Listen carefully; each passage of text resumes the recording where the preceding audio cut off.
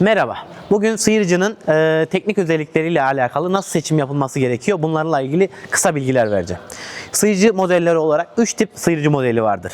Zincirli sıyırıcımız, halatlı sıyırıcımız ve hidrolik sıyırıcımız. Bunların her birinin kendine göre avantajları ve dezavantajları bulunmaktadır. Bunları seçimleri yaparken bulunduğu bölgeye göre, ahırın uzunluklarına göre, kar yağış, mesafe ve donma derecelerine göre seçimler yapılmaktadır.